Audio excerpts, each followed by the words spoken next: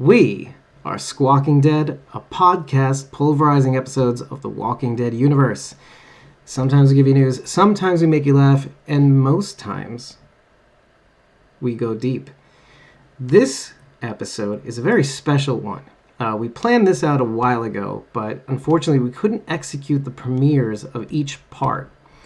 What this involves is this episode is actually going to cover our coverage of Fear the Walking Dead Season 4. Our episode 100 retrospective is going to cover our best clips from, which part 1 we covered already, which was The Walking Dead Season 8.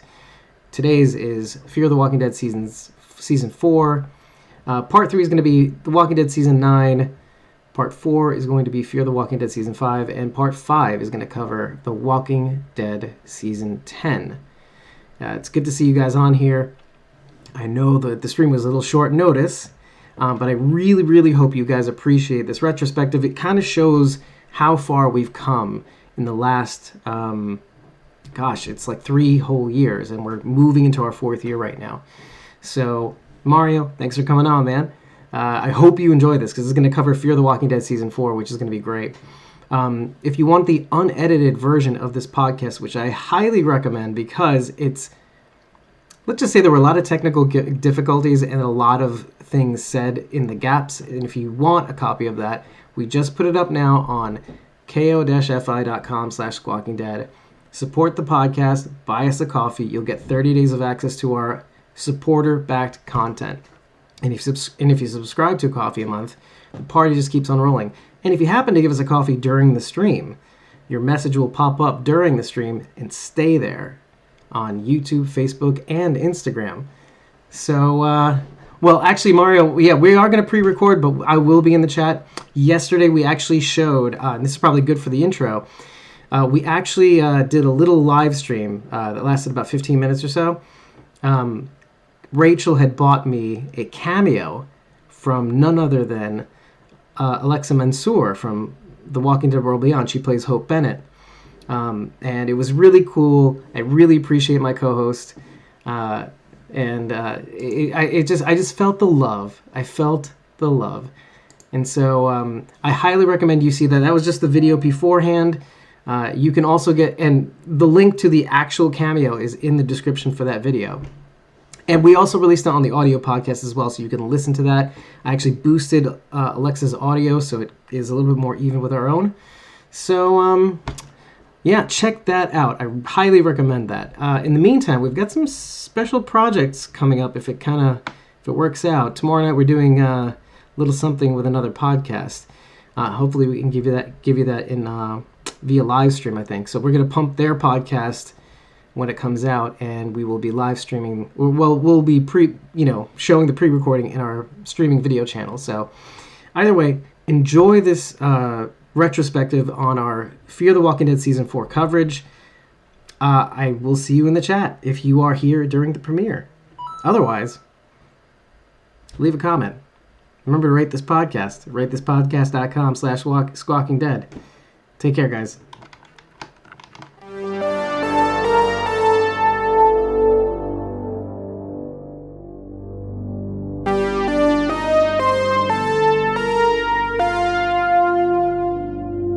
We are Squawking Dead, a podcast pulverizing episodes of the Walking Dead universe. We're here for a second night of breaking down the best Squawking Dead clips that we could find of our coverage of Fear the Walking Dead Season 4. I'm here with me, David Cameo, Cosmo Mom 09, Rachael Burt, Blazy Gardner, Sharon D, and Nisa. WTF, Nisa? Why can't we see you? I'm kidding. We know why. It doesn't matter. I'm with darkness, my old friend. Hello, darkness, my old camera. So, let's start with the first clip and see how we make out. And we got our first nickname for Morgan ever, I think. Karate Man. Karate Man. You some sort of Karate Man? Love the sound of that. I know, it's just so Texas. It's Texas, and just we're again, like New York elitist, comic booky, It just is, Karate Karate Man. Yeah. When you don't have to worry about political correctness, you can No, we're in Texas. Karate Man. It's like, can you imagine? It's post-apocalypse Texas. For God's sake. Post-apocalyptic Texas. Don't say it, Dave. No, just ignore Dave right now. I'm not cutting it though. If it wasn't PC before, certainly not now. Oh. Certainly not now. Not to We get just political. lost all our Texas fans. So. No, But listen, you can't go -0. So it's not a knock against Texas. I'm just I'm saying. kidding. Well, Just Texas is a saying. big state. Let's just It's put a it that huge way. state. It is. Not everybody's the same. It's like saying all New Yorkers are rude. Yeah, not. that's true. Yeah, if you really get to know a New Yorker, you wouldn't say that. No. Yeah, we got shit to do. Sorry. Yeah. Yep. Exactly. How rude. For the record, Texas is actually my favorite state. Really? Just putting it out there. Texas is my What? favorite state. Why is that? I like New York. It is huge. Okay. It regionally, I like this southern. I like the southern mentality in a weird way. Like coming from a place where you classically don't engage in a friendly way with most people. Like on a surface level, we kind of get to the point. No, we'll say, hey, how you doing, whatever. But like that whole how do you do? Hey, taking your time to actually say hello to someone, we don't do that. But I admire it. And then all the culture that comes with that culture of friendliness and whatever. Yeah, But, Dave, I think you just want to dress up. Town, just howdy. yeah. Oh my God. And I say howdy to people in New York. Dave, I think you just want to dress up like a cowboy. Yeah, I agree. The truth is, yes. There it is. But the hard truth is, I know what I would look like. Yes.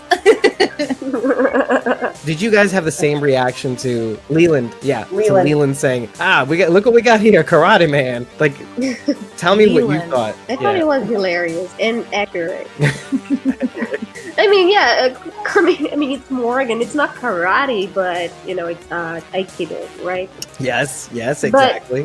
I mean, if you don't know, you're obviously gonna go to karate. It's the most popular. It's either karate or kung fu. So Yeah, like, what the karate shit is man, this? it's like karate man. That makes sense, and I thought it was hilarious. What about you, Sharon? I like the way the guy delivered the line. He was like, gunslinger and karate man. That's exactly what every time I watch it. Well, look what we got here. Gunslinger and Thus, karate Leland and the man. Pilferers were born, in my mind. What did you think, Rach? Oh, it was just hilarious. I like when they, we always knew Fear was the more comical, loosely comical, version of The Walking Dead. So I like when they sprinkle in the things that make you laugh. Yeah, potentially comical.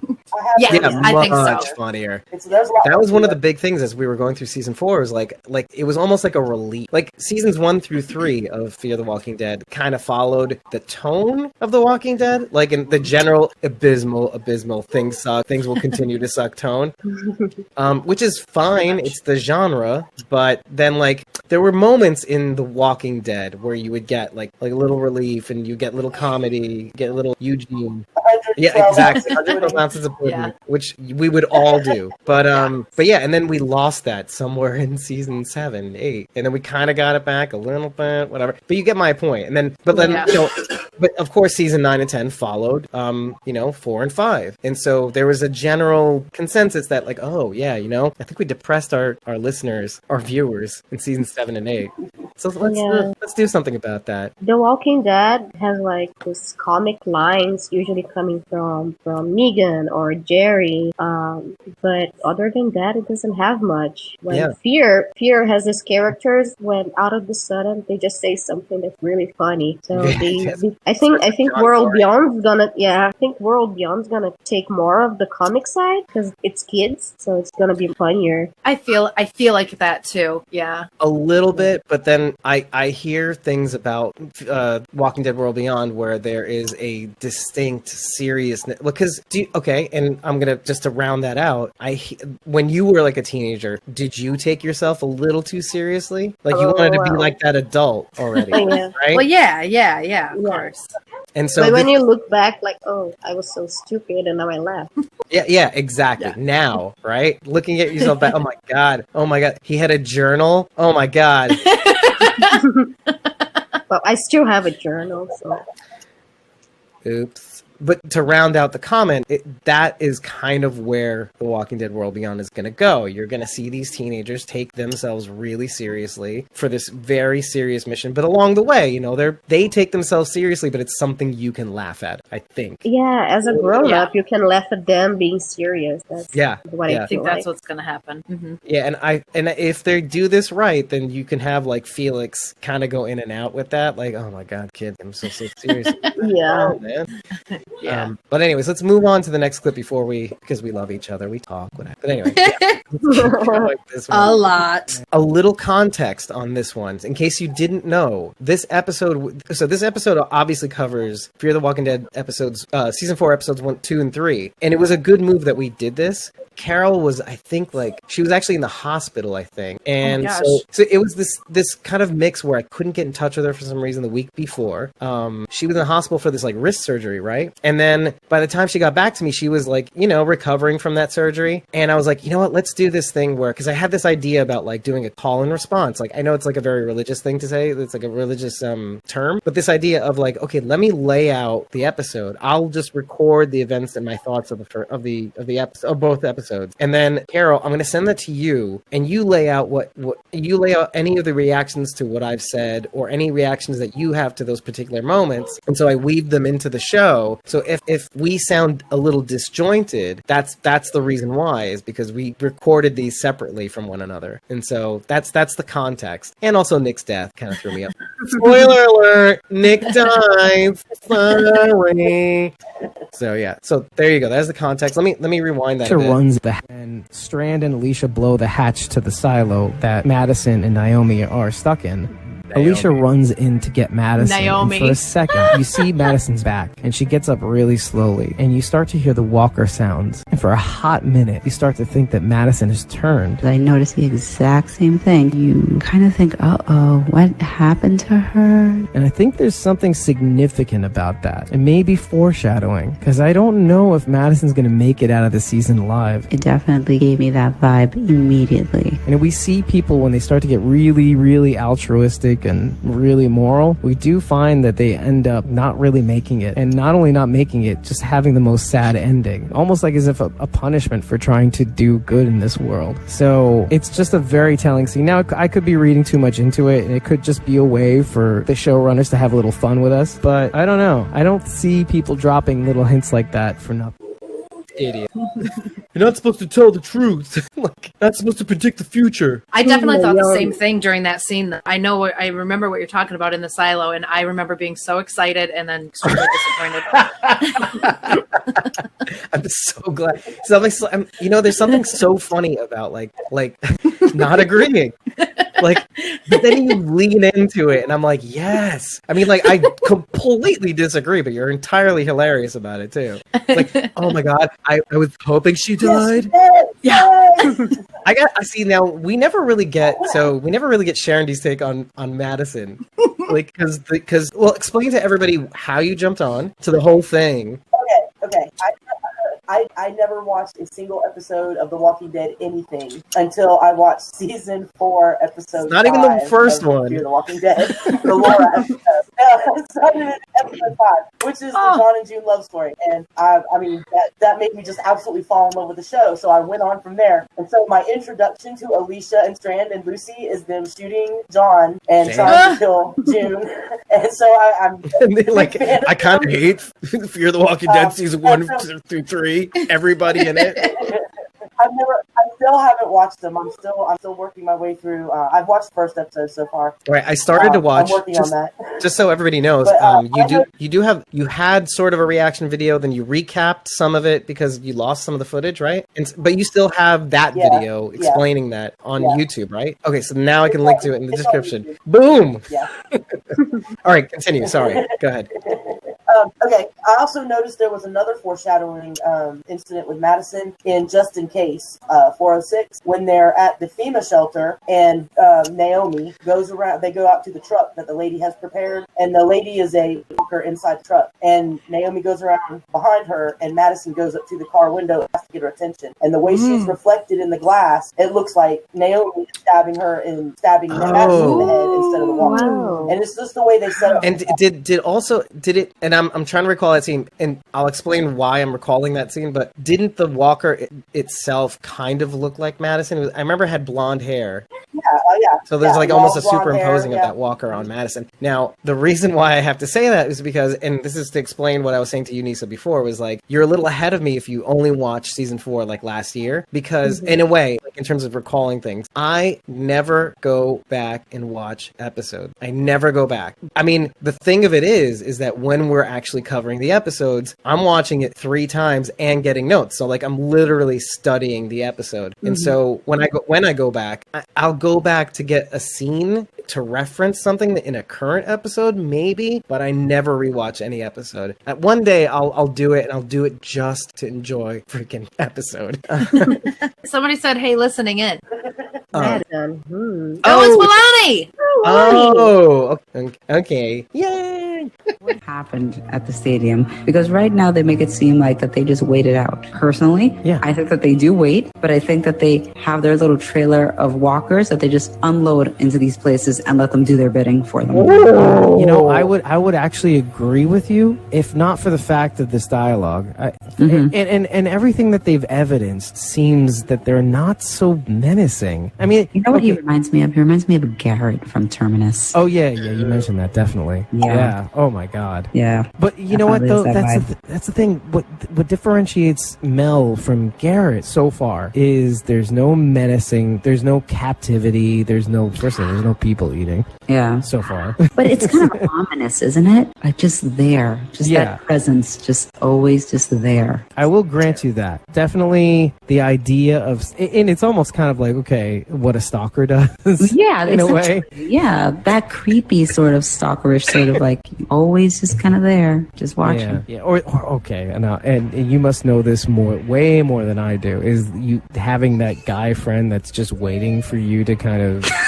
Am I wrong? Like that just kind of like come around, waiting for that opportunity, just waiting for it. Yeah. Oh yeah, no, one day she'll be my girlfriend. Oh, we females all know about one, at least one. There's always one. Yeah, and knowing full well that I've done this. I'm just saying this right now. Look, I am not immune from this. All my laundry is on the table waiting to be folded. Yep. Putting it out there. Yep. I'm glad you're honest. That's good. Yeah, you know, you gotta be.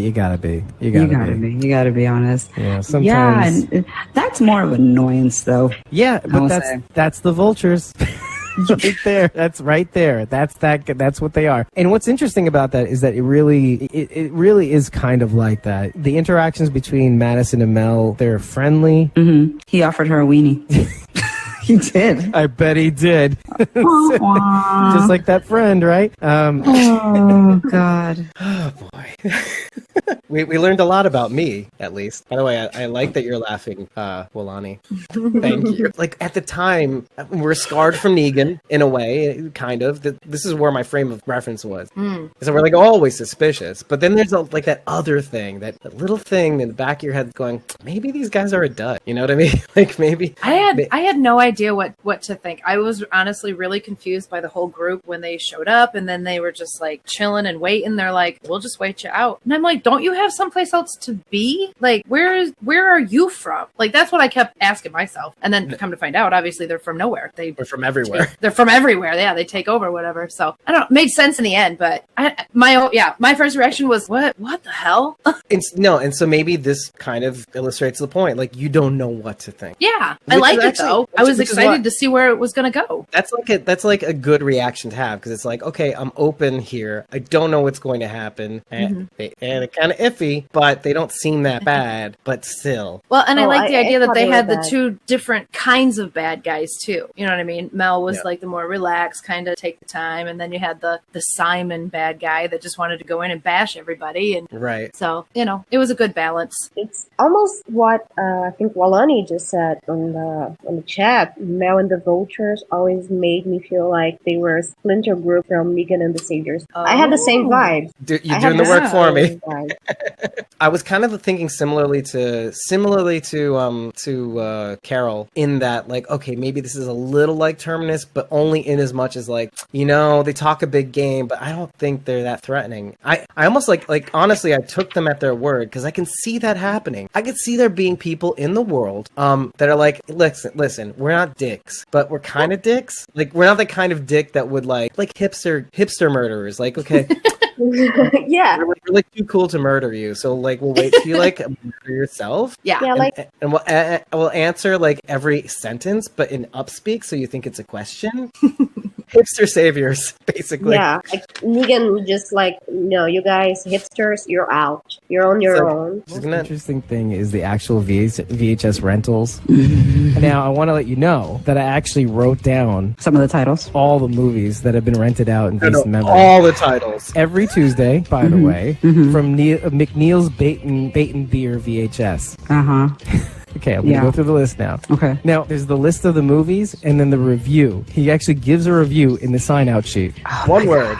Yeah, he writes his name. So it's from the top. There's Labyrinth, and he writes unsettling. Agreed. This gets really funny. On Golden Pond, which is very sad. Yes, it is very sad. Very sad. Man, Smokey and the Bandit. Excellent. Naturally. Exclamation point. Naturally. Somewhere on Time. Questionable. Okay. I don't think I saw In that Time? one, but okay. Somewhere and in here's time. like a complete left Maybe. turn. Glitter. In Oh time. my god, are you serious? Yeah, and in caps, not as funny as promised.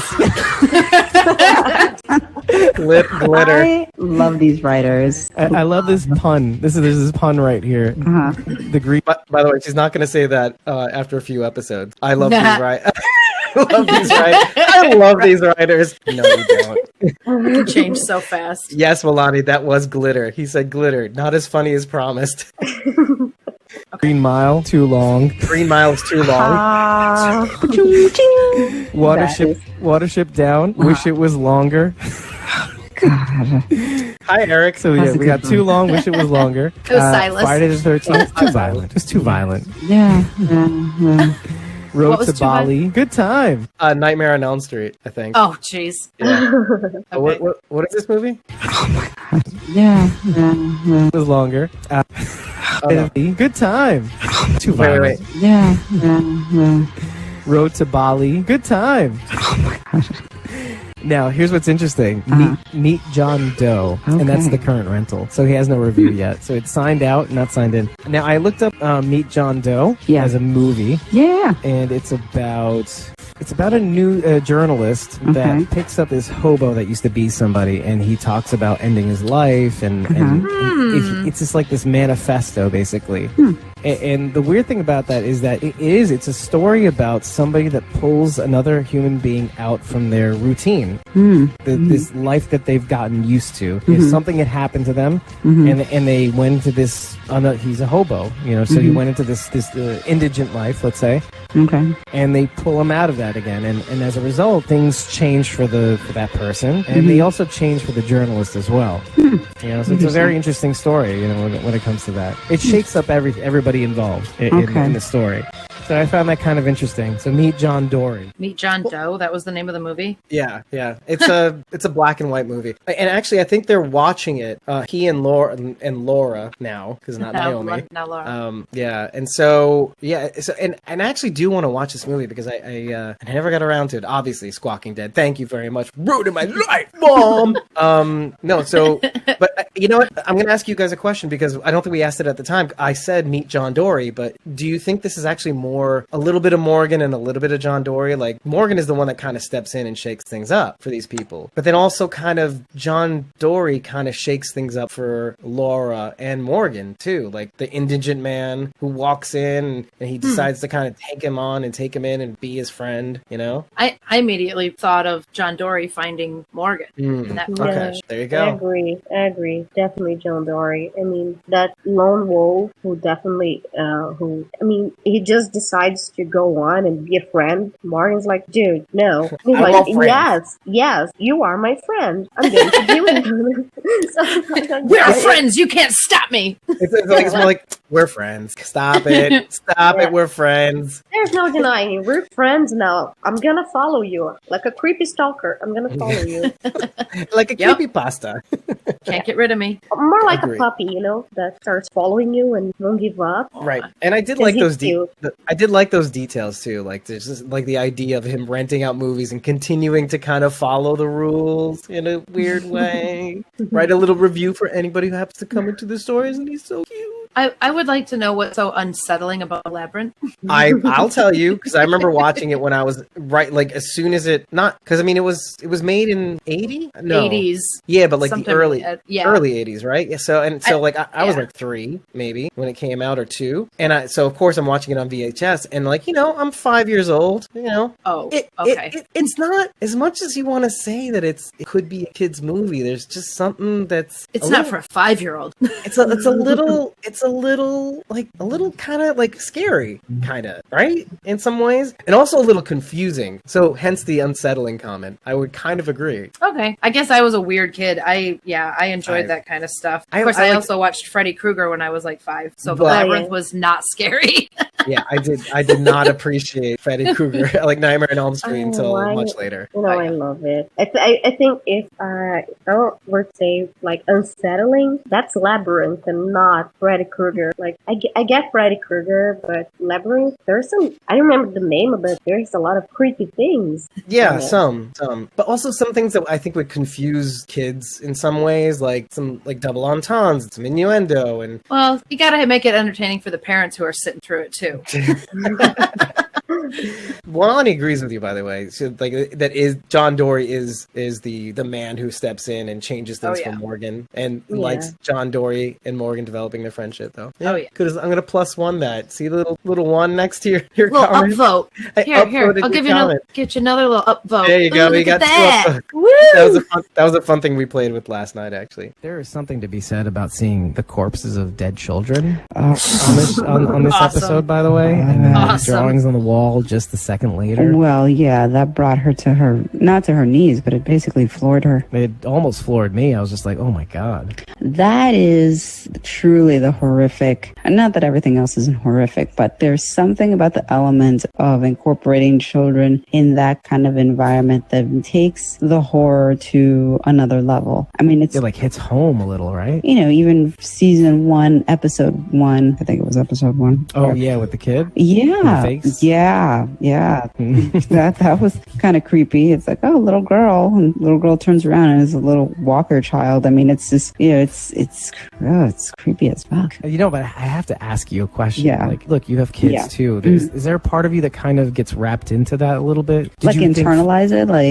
Yeah, a little bit. I wonder, or maybe I do. Look, for all I know. No, for sure. Like, you could say no too. No. It's like, I don't think of my kids when I see this. No. I do, and I say that not just in terms of this show, but I would say that in general to anything that's, if it's effectively done. No, I mean, not everything. It's nothing's perfect. Nothing's perfect, and not everything's going to make me like automatically think of my kids in relation to it. But when I do see some of this stuff, it's like, I do think like, oh man, I automatically kind of think about it like, if it were me in that role, if it were my child that didn't make it or something like that, I would be racked with guilt and torturing myself, putting myself through the ringer for not having done more, at least in my mind, not feeling that I did enough to prevent this situation from happening. And by the way, it's like, I love how I'm basically saying, you gonna cry now, Carol? You gonna cry? What if it's your kid? You gonna cry? I feel like I'm bullying her. Such a bully. Yeah.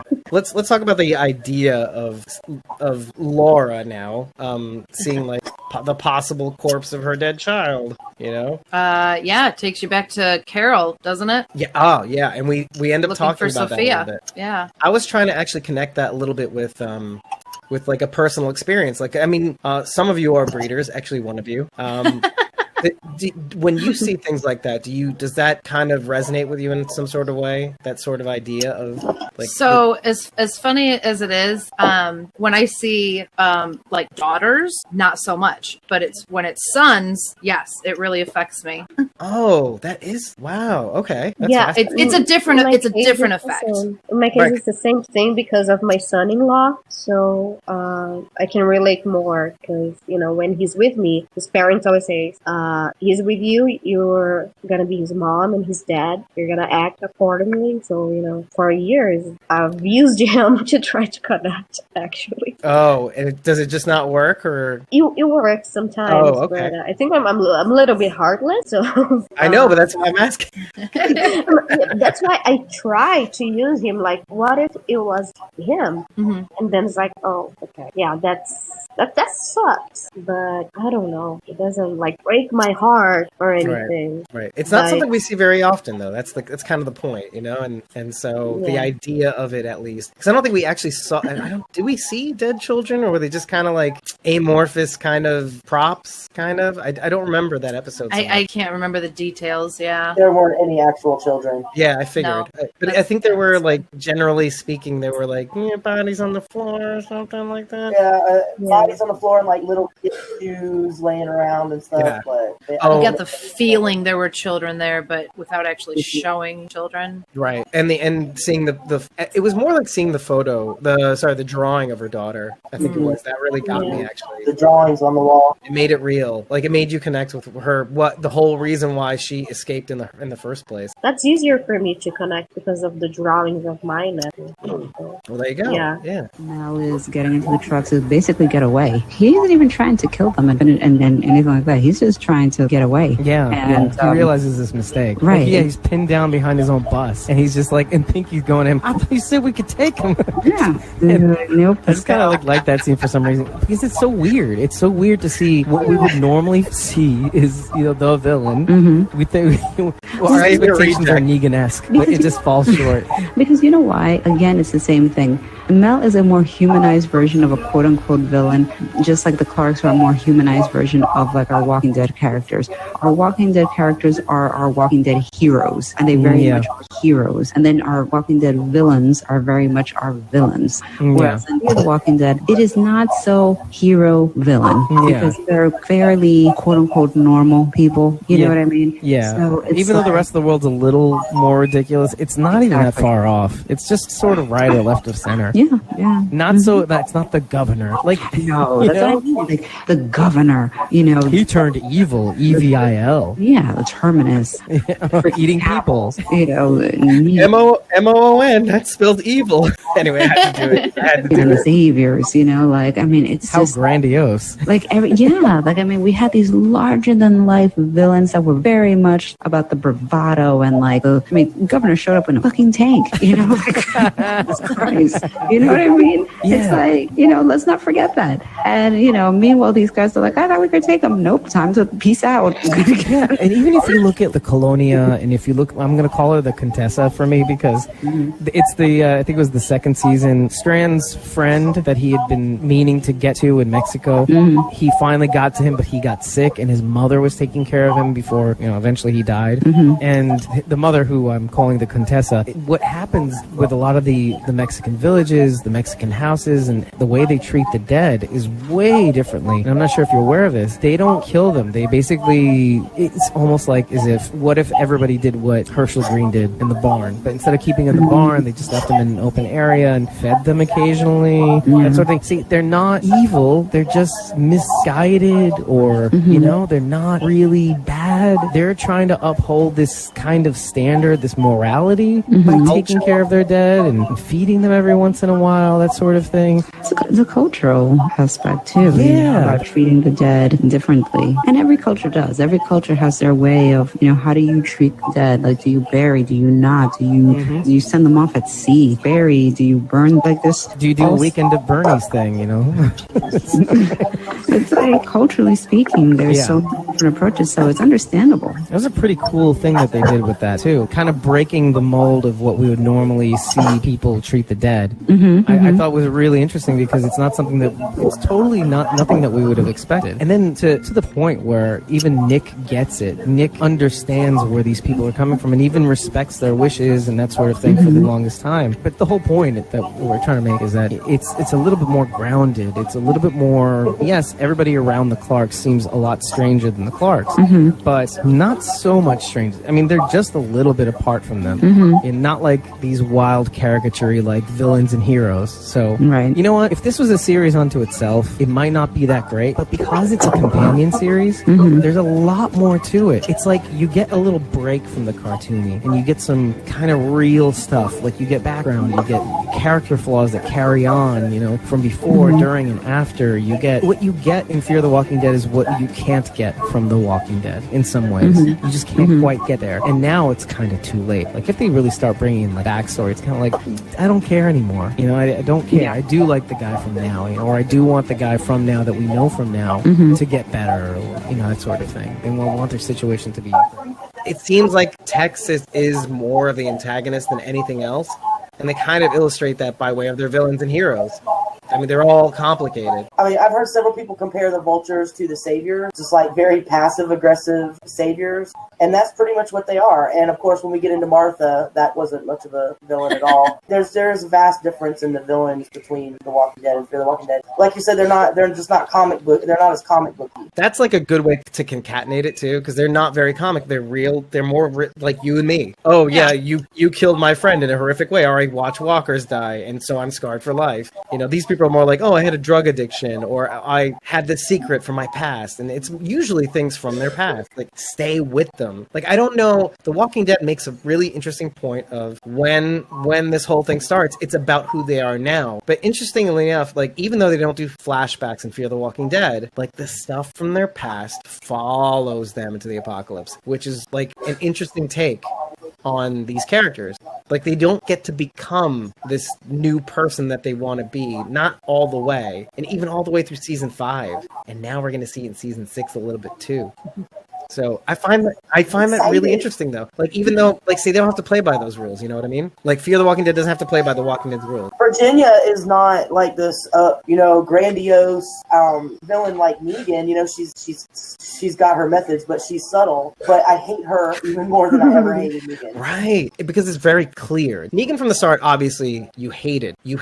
This was the guy you were meant to hate, and all of a sudden, season 8, they do a kind of a bait and switch. You know, for the people who read the comics. They kind of knew it was coming. They didn't know how it was going to come about because obviously if they started tweaking Negan along the way to not be as brutal, right? But then like season 8 comes around, it's a little complicated now. Like, oh, I don't kill to kill, I kill to make an example because I want people to live. But Virginia, you're not clear. Yeah. Like Virginia, it's just kind of like, well, there is this ethos that makes sense on paper, and then all of a sudden. Virginia's thing is if you're not useful to her, then you're dead. Right. They're going to kill you. But did we ever see Negan? I mean, again, I only watched The Walking Dead once, and I watched it really fast. But did we ever see Negan just take people out because he didn't think they were useful, or because of So it's complicated, but you're mostly on the money in the sense where Negan always regarded people as a resource. If you can't be used for this, you can be used for that. You can't be used for this. You are useful somewhere. Right. Yeah. But what Negan hated the most are people that are useless, meaning like not, but like willfully useless. Like, I'm gonna purposefully be useless to you, like Spencer, and I want you to know it. Exactly, like Spencer. Like, I already got one Gregory, I don't need another. You know, I got Rick. I like Rick though. Like, I think that's the weird thing about Negan is that I think in some way he liked that he fought back and enjoyed the idea of breaking him down in some form or fashion. But I think he liked Carl more than anything else. So, well, Rick provided him with a challenge where most people just fell at his feet. Right, it was probably a nice change. Right, and the idea of gaining this group as part of the Saviors, it's got to be something delicious. Yeah, that had to be tasty. Yeah, and for Negan, it's like, oh, this is fun. Which reminds me of the quote, by the way. All the way at the end of season 5, I say, oh, it's Virgin Negan. Like, I combine Virginia and Negan. And to kind of bring it back to Virginia, the interesting idea of, like, when I saw her, I did think Negan. I think, oh, people have use, but the difference is when they don't have use, according to Virginia, off you go. And to bookend that, though, as we go into season 6, I think we're going to see how the somewhat complicated nature of all that too. Virginia. The title of the episode is like "No One's Gone" because she's not gone. So my personal feeling, simply put, she's not gone. Basically, if you want to go with a loophole, the character of Madison died that night. Yes, I will give that to you. And out of the ashes rose Alpha. Right. And something that we have talked about. And this is something that I think, I can't say that's what they're going to do because I don't know what the hell they're going to do anymore on this show. If I had to basically say what is going to be a big impact, because we know this whole Whisper story arc is happening. Based on everything that we hear in the chatter and everything as it's progressing, it's like they're marching towards that storyline. So it is going to happen. Without a doubt. And it is going to happen this coming season. But this is your biggest person. This is your biggest leader of this group. And no one knows who this person who's going to play it is. I mean, shoot, we know who was going to play Negan before Negan showed up. We knew Jeffrey Dean Morgan was cast. And we knew that he was going to play Negan. In this case, no one has a clue. No one has a clue. No one. Who's Alpha? Pretty tight-lipped. Yep. Who's Deanna? No. Who's Alpha? Who's Beta? But no, Beta is Taka. That's Beta. He's still out there. Interesting. He's still out there. Is who? Yeah, but Taka. I'm not disputing it. Oh, well, no, I'll let you. Taka Walker. I think he has his. Oh no. He could. Oh, He has the stature of Beta. You know what's so funny is that I was gonna say that. Oh man. I think that he has enough on his plate. He has enough on his plate. However, I mean, Native American cultures have various stories about the skinwalkers. That is true. That is very Skinwalkers were supposedly shapeshifters, but, literally, skinwalkers. That's what I'm saying. Like, you could necessarily, see a connection there. I mean, I don't think you were thinking of that when I heard when I know of his character and all of that, so I was like, that does make sense. But in my case, the biggest thing is Alpha and the Whisperers weaponize huge swarms of walkers. Right. That's what they do. They basically collect them, very similar to what the Vultures did. Right. Except in a way that is not so meticulous the way they did, which is sort of like, okay, we're collecting them in these trailers. It's like, no, they don't do that. They don't have trailer parks with walkers, but they basically, they guide them. They guide them and they lead them almost as their army of the undead. You know, and I mean that's essentially what she did. That's what she did, and it's like, how interesting would it be if that's how this villain got her start, where she learned her ways of doing this is from this experience, and we got to see the birth of a villain, of what's the background of the villain, because so often we don't get a background on a villain. We don't. Maybe we get a little episode here, a little tidbit. He used to be this in a former life, and now this is where he is now, and it's fine. We come to expect that. How much more interesting would it be to kind of see a journey, and it's culminated to this point where this character is this is where they started, and this is the evolution of a character to a villain, and this is everything that happened to get to this point. I am so glad that didn't happen. Because you hate Madison. Same. I don't know. And Alpha was too cool. Oh yeah, well yeah, of course, the end product, right? But yeah, had you been there at the time, we were just thinking oh wow, okay, so they're gonna do Kim Dickens / Madison Clark dirty. So what now? She's just dead? Sort of. We don't know, right? Nobody. So it's unanimous. Nobody likes the idea of Madison, the possibility of Madison having become Alpha. But to be fair, I mean, how many of you jumped on the fear train, either post Alpha or post knowing who was cast as Alpha? No, I was way past that because I just started watching that last year. And so you couldn't see it, right? There was there was no blank canvas of who could it be? Who's going to be cast? And since I I have no knowledge of The Walking Dead anyway. There you go. Okay, so yeah, okay. I honestly, I really liked her idea though at the time because I was like, okay. I mean, obviously there's huge holes. Yeah, huge holes that you could poke into it. Like, okay, who's her daughter going to be? Is it going to be Alicia? And how are they going to finagle that off? And is she a teenager anymore by that rate too? So not really. And there's just a lot of flaws. And like, how do you make somebody that is ostensibly your, protagonist and antagonist? Which again, we talk about when we talk about when we're talking about Fear the Walking Dead season 5.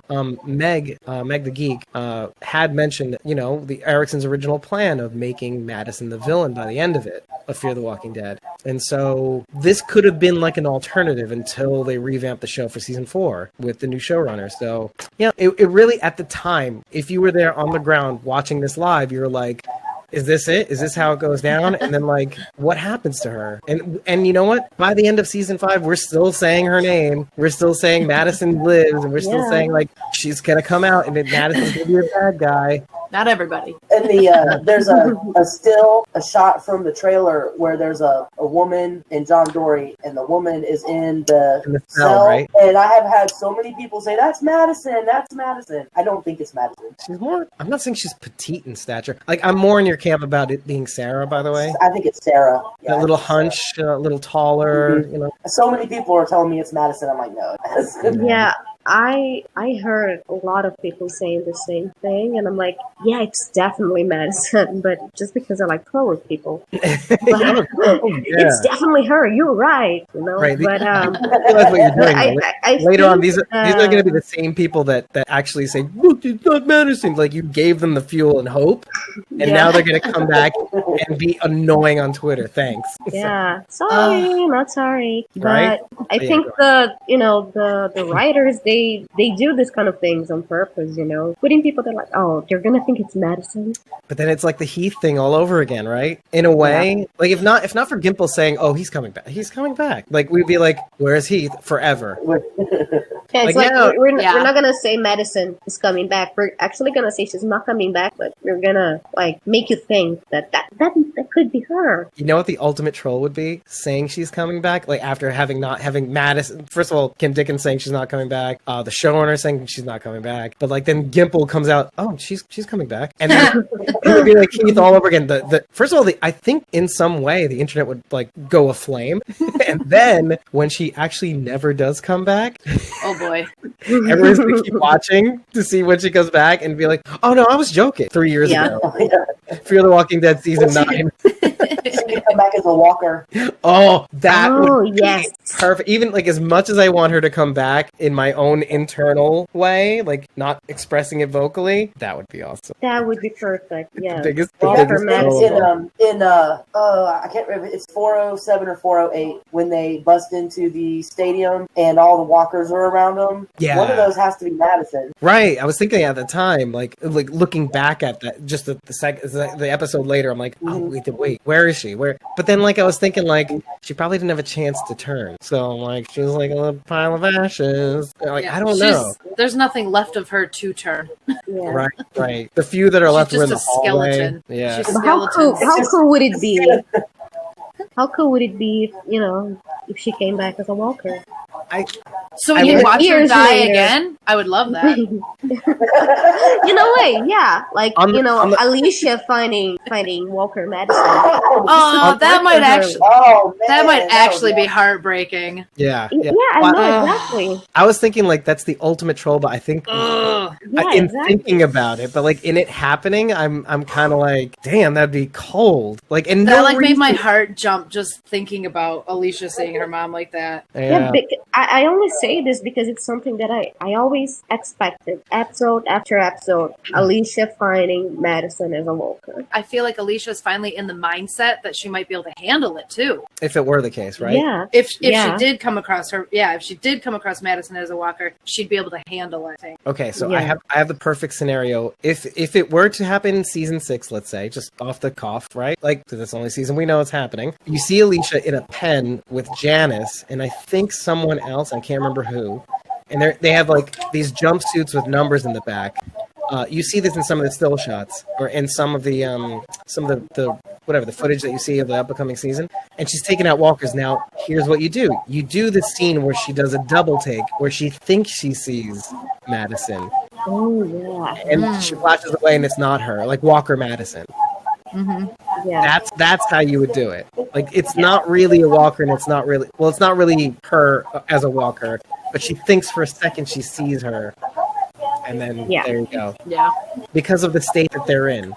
Yeah, I would like that. And see, and the reason why you do it that way is because you kind of give them this little false hope. Like, wait, but, she sees Walker, like a fake Walker Madison, and so that definitely means she's coming back. Since, like, nobody told them that she's coming back, but now the seed is planted, and it'll never go away. And now you have a Heath situation. Yeah. Exactly. I don't know if I can take another season of everybody saying Madison's coming back. It's never going to go away. It's never going to go away until they show her dead face. I'm not that cruel. I actually miss her. Anyway, let's move on. So to explain this clip, first of all, this is our first clip actually going live streaming. Only audio still, okay? But this was us covering this is a good time that we could actually experiment a little bit and see how we want it to look. So just to explain why you're seeing it this way, though, is that what we would do is we would go live, and then we would leave that up for as long as it would take for me to edit it. And then I would post the edited version, take down the live one, put it in as an unlisted video. And so it would reference back. Because I didn't enjoy the idea of us going ahs, and trying to figure things out. So I wanted to leave the copy up that was edited so that people can go through it and it's fluid and whatever. And so this is a mid-season clip. This is mid-season Fear the Walking Dead Season 4. And obviously it's called Fear the Walking Dead Mid-Season 4-9 Ramp Up. So he's got some of these news. So some of this stuff is, I think this is both TWD Season 9 related. And so here's the clip, which I called, Andrew Lincoln's SDCC Love Actually moment. Really funny, and to me, because I knew the movie. So Andrew Lincoln is a British actor, and many, many, many moons ago, before he was on The Walking Dead, he was in a movie called Love Actually, which I don't know if you've seen. Yes, of course. I don't remember it again, but it's one of those movies that you can that'll happen.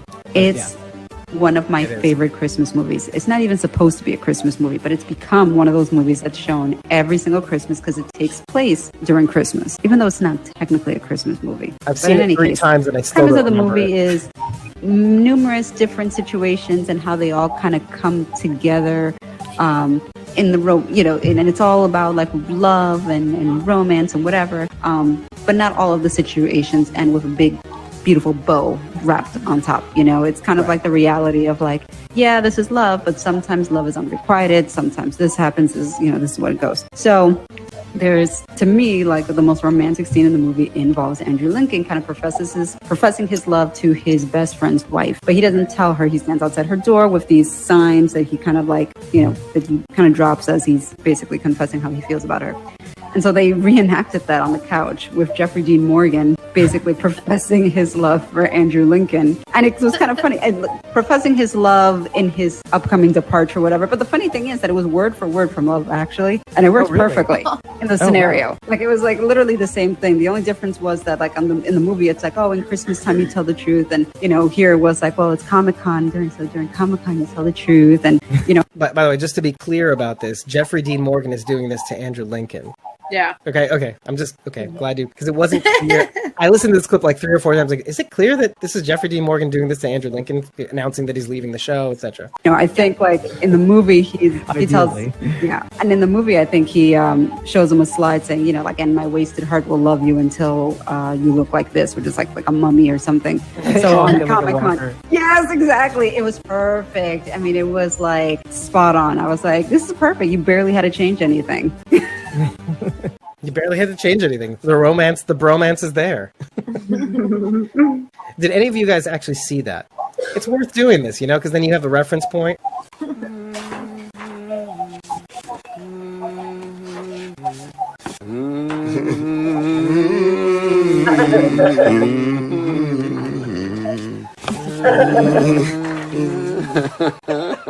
It's very moving. And so you look like what? Yeah! Nicotero! And that's Brandon Davis, right? Yeah. Poor BD. BD's the goddamn man. Now I gotta put him in the description. Fuck this shit. I don't want to do this anymore. D ain't paying me. No, motherfucker. Anyway, all right. This is a much shorter clip, this next one. Last one was kind of like more news, funny stuff that happened at San Diego Comic-Con. This one is more relevant to TWD Season 9. This is my prediction about Daryl. In this season, I think what's going to end up happening is he's going to follow his inner voice rather than in more of an instinctual way. He's going to be thinking things through. He's going to be finding his own voice, making his own decisions based on his own intuitions rather than just pure instincts, in a way where Rick kind of lays out something. He goes, yeah, I'm sticking to that because I agree to that. Like he's going to be thinking of things and he's going to be implementing them. Yeah. And he's going to be obviously in his own Daryl way, not listening to orders. I think he's going to be trusting himself more. So, and that could lead to good and bad results. Sort of right. Kind of like after Rick leaves. Yeah. I mean, yeah. Because it was kind of the opposite before Rick leaves.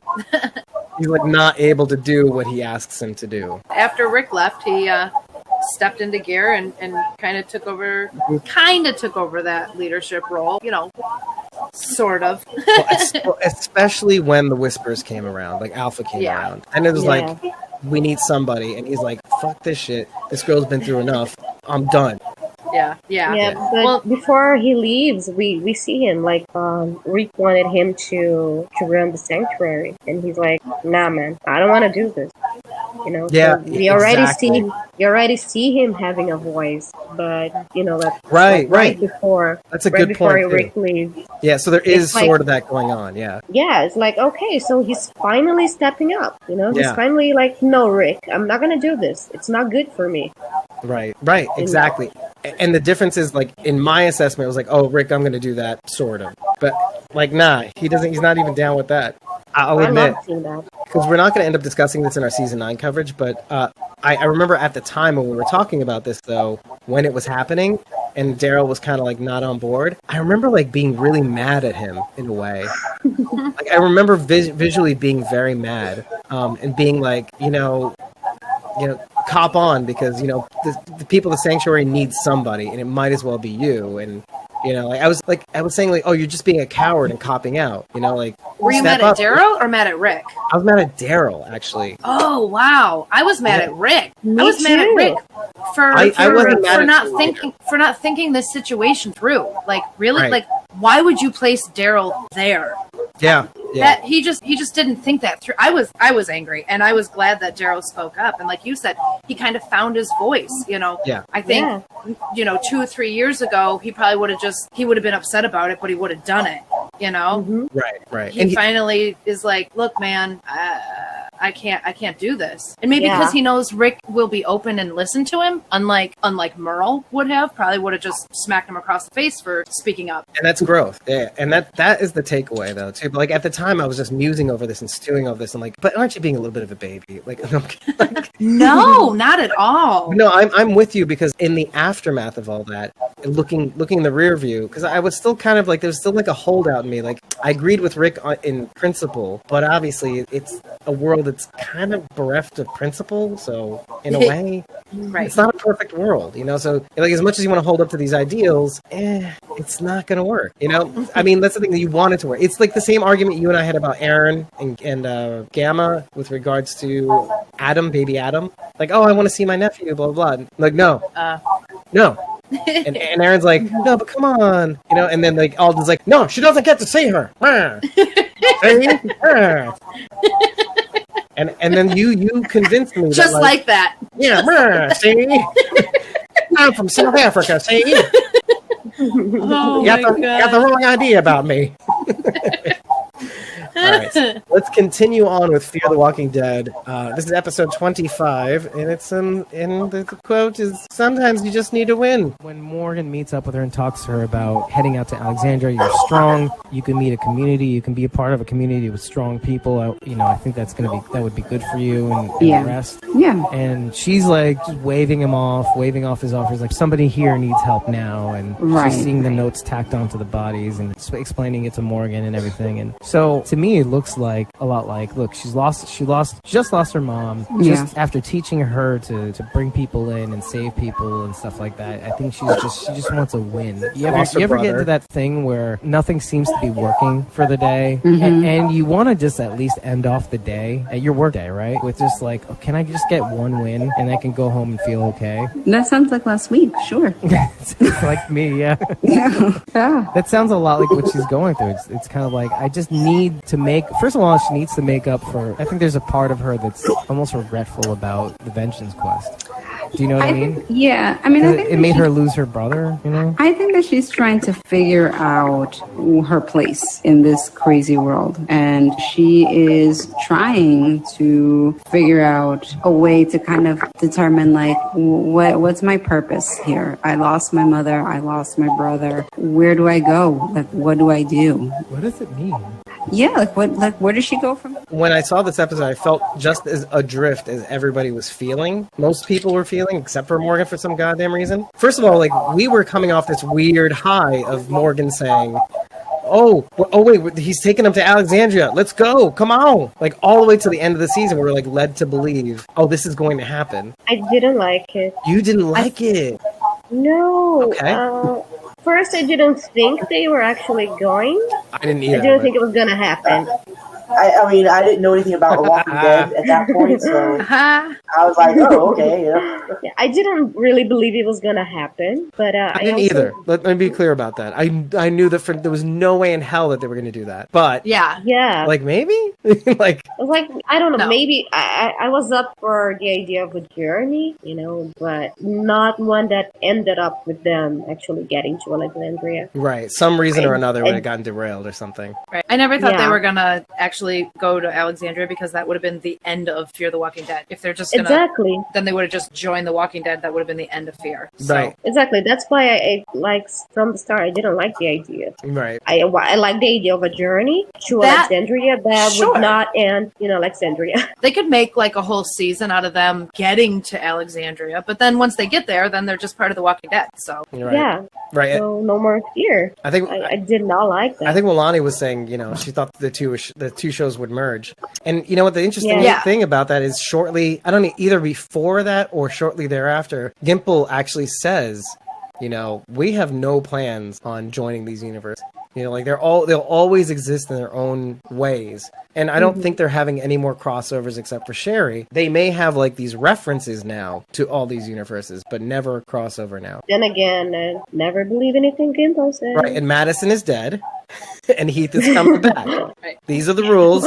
We will not break them. They could somehow, I mean, now that The Walking Dead has an end date, they could somehow link the end of The Walking Dead back to Fear somehow. Right, because then technically wouldn't even be a crossover. From that point. Right. It would be, you know, the end of this one, transferring into this one. I don't know. Here's and the then thing. The story keeps going. Here's what makes the idea of now that we can talk about like the Carol and Daryl spinoff.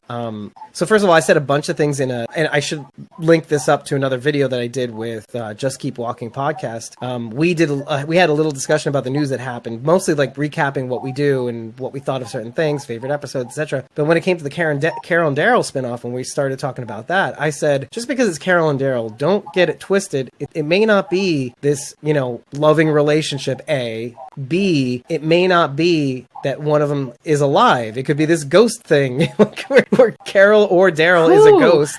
But like, no, don't take me so seriously. But all I'm saying about that's a possibility, though. I wish Robbie was here. Yeah. It's totally out there. That is a possibility. What if it's like a Michonne thing back in the season 3 where Daryl is alive and he's just leading? Oh, gross! You just took one step further to me. Like, Milani's like, oh God, no. but no. Here's the thing that I know isn't going to happen, because it can't. It literally can't, and this is how I put it on the podcast, which I link. It's not a podcast. It's more like a live stream discussion on Instagram that I posted on YouTube. But I put it to them exactly like this. It's like saying to your friend, I'm going to throw you a surprise birthday party. That can't thing can't be what you think it's going to be. It can't. Because if it is, it's kind of like, eye roll, really? You know, because that actually sets up like, okay, when did this spin-off happen? This is like the corkscrew of events. Know that from the beginning here, you're going to end up here with these two people living happily thereafter. I mean, it could make sense, like you said yesterday, which we have to retape again. like, okay, you know the Titanic is sinking, but you kind of want to see how it goes down. Like, so, yeah. I mean, they're referring to the same way and the same kind of thing, like a relationship, but, you know, I don't know. It can't be the same to what we expect it to be. In the clip, you said something about you just need a win. Sometimes you just need a win. And I feel like that was also addressed in season 5 when they go to find Logan, because they tell the kids, hey, we've been trying to do this for a long time and we really need this right now. Right. So I think they kind of explored that further on. Yeah, they kind of adopt this thing. They kind of regress back to Alicia's state back in season 4, right? Like this, we need to keep going because of what we did and whatever. Yeah. But actually, furthermore, they bring this back around to Logan himself when his breakaway moment was like when he couldn't save that girl in that same place, that same gas station, rest stop, whatever it is. And exactly. And then they finally save Janice, and which gives him like this weird kind of redemption thing. Like he never wanted to be this way, but because he couldn't, it's almost like Morgan too. You know, I lose people, I lose myself. And Alicia's never been more Morgan than this moment from this clip. Like, you know, I need something. I need to clear. It didn't work out well for either. She didn't save the guy in the lumber yard, and Logan didn't work out for a long time. That he became this adversary. Maybe they just need to take a loss. Take the L. Take the L. Well, I mean, it's hard. Yeah, and I get it too. Like these people haven't beaten down as much and come through the other side and say, you know what? Let's forgive people because it's us versus the dead. You know, they're not. I don't think they're there yet in a way. But you know, I like it. Like it doesn't have to end up being like The Walking Dead, where you know you have to come out the other side of this disgusting, horrible thing. You know, you can hold on to it for as long as you can until Virginia comes around. I wasn't necessarily sure what happened at first, but then upon second watch, you kind of realize, okay, something basically like unlodged that basement door latch. Right. And you're watching this from a phone still. A large phone. Okay. A large phone. A large phone. That's correct. Just saying. And so basically like they see, like, because they tried to open that kind of basement door before and they could not. Right. And so now the chains are around it. So now all of a sudden they hear the noise, they see, wait a second, and Alicia, swims underwater to get to that area and realizes that the door is now able to be opened. So she gets Charlie to come over, they open the door and they make their way out into the darkness. And but they do see a walker approaching them, which Alicia shoots, and what Charlie points out is that it was the walker that was impaled, the walker that we've been seeing throughout the whole episode, hanging off of this branch. It seems like the winds finally kind of knocked that branch down, and that walker on that branch was the key to basically allowing them to live. Yeah. Mm-hmm. There's a lot going on here too. Yeah, because there's two specific things. One is that the very thing that Charlie was trying to end her life with is what saved her life, and she says it. And she says it. Mm-hmm. And the second thing is the gun that Alicia uses to put the walker down was the same gun that Charlie intended to shoot herself with. Right. And thus it's kind of like why I wrote these two things down and I kind of went backwards. I'm like, oh, this makes so much sense. She grabs Charlie's hand because it's basically these two things going on at the same time. Mm-hmm. One's in real life and one is in concept. Is that as long as you're not them, the walkers, you're us. And we've all done stuff. We just gotta, you have to live with it, move on, and try to make something, just try to get everybody together and bring people in and all that stuff. So no one's gone till they're gone. And so that just kind of brought it home to me, just you having these two mechanisms, this walker that was going to be used for suicide and the gun that was going to be used for suicide, being used to protect. Yeah. So it's just so, it's just, riddled with metaphor. There's a lot of metaphors. It's like an F ton, which I won't say. Good for you. This is a G-rated show today. Is it? I know. It's very emotional. It's an emotional show. Yeah. So, yes. And I literally wrote wrote this. It's it's literally the equivalent of the blunt end for the living and the pointy one for the dead. So we're prioritizing. And it's also Rick's speech to everyone in the field, at the end of All Out War. The dead are the enemy. There has to be something after. As like a mini All Out War. Yeah, that is true. I like that there's I like how these concepts, first of all, are kind of universal for one thing, but it's also like you can really take it and say, okay, if they're not universal, there's a concentration of these concepts in both Fear the Walking Dead and The Walking Dead. It's like there has to be something after. Right. It's us versus them, meaning living versus dead, not each other. Right. It shouldn't be like that. Yeah. This is like literally my favorite episode of Fear the Walking Dead ever, was Close Your Eyes. Carol usually hates bottle episodes, and yet she found herself actually kind of liking this one. Just because of the way we were laying it out too, like just the way it was filmed. You get to take your time a little bit. You get to like really do some character exposition. And the imagery of the family having just lost the family, the images of the bird that was stuck in the flue, the chimney flue, and like realizing I just saw the tape of Wilhelmina, the bird that they tried to heal. So, and the thoughts of Madison like are in her head. This is like Christmas. Like, thoughts of Madison we're all in her head. And so like the idea of no one's gone till they're gone. That is universal. That has to apply to Charlie too. You know where I stand on that.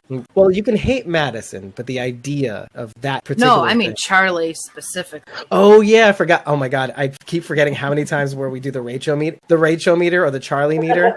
We're like, so you hate her this much now, but you kind of hate her this much now?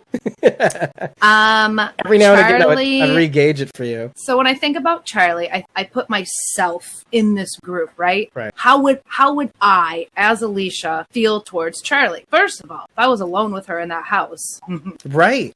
only one of us would be walking out. This is why I like this episode so much, is that like you can see her struggling with this. Yeah, she's a better person than I am. I wouldn't even have thought about it. There wouldn't have been a thought. The thought would have been, you killed my brother. That's it. That's the only thing running through my head. But the only thing that would have saved Charlie, if it were me instead of Alicia, is the fact that I would probably rather sit in that room with Charlie than alone. Oh, wow. That's really interesting. I think what brought it back home for me was the only thing that brought it back home was actually going back to that clip from last night, the second clip actually, when we talked about the saviors and we compared it to Sting's The Russians. Like, I hope the Russians love their children too. Like, the vultures weren't bad, Like, the only asshole was Ennis, but even then, like, Ennis was her caretaker, and so this us versus them thing, they were just trying to take care of themselves. Even though he killed the protagonist that we were following, that's kind of like your Glenn moment, That's like, what did you expect? You killed my brother in a way, and so this is what's going to happen. In defense of Charlie, Nick had just murdered Ennis in a pretty gruesome, terrible way. Right, in a fit of rage, too, yeah. I mean, deliberately, pushing him down on the antlers deliberately, so... Right. Yeah, it was pretty... Like, there was an argument that he might have been okay, right? Or he was, or maybe that he was already gone for it, but, like, no, that little push, that, like... Yeah. I think, so this is Walani's saying, do you think Nick would have forgiven Charlie? 100%. And so if Charlie had killed Alicia... Well, no. I'm saying, would Nick have forgiven Charlie for killing him? I think that's because I think I know Walani well enough. I hope I'm right. I think that's what she means by that. Yeah. For killing him? Yeah. For killing Alicia? Yeah, for killing Alicia. Maybe. No, I think he would have. Yeah. He was the more compassionate one. Yeah. Nick was very forgiving. I think he would have. He really cared deeply about Charlie, and I think he would have. I mean, when he got shot, he wasn't like, "Fuck you, Charlie. Fuck you, bitch." Like, as he's not. No, he's like, he's almost sad. He's like, this whole thing made me do this. Like, this, what I did. He realized in that moment. He realized in that moment, oh, this is what happens when you go this far. Thank you, Lonnie. That was a really good question. My God, because it does give you perspective a little bit. Yeah. And I would have wondered if Alicia would have noticed that Nick would have forgiven her. They could have found a way to weave that in or something. But I love that question. In that trailer, like, Morgan was no longer in Texas. Like, it was in Mississippi, right? Or somewhere else. Somewhere where the gang was not. Yeah, looks like it was supposed to be Mississippi. Right. And in this episode, they confirmed where he was. It just seems like he seemed like he wasn't where everybody else was. And then confirmed, and even more so, like for the trailer for this week, it was kind of like, they broke that he was in Mississippi, and I was kind of like thinking to myself, oh my god, it's like Morgan and the Wizard of Oz, and like Morgan is Dorothy, and his stick is Toto. So, we're not in Texas anymore. Stick thing. There you go. So yeah, I just thought that was pretty stupid.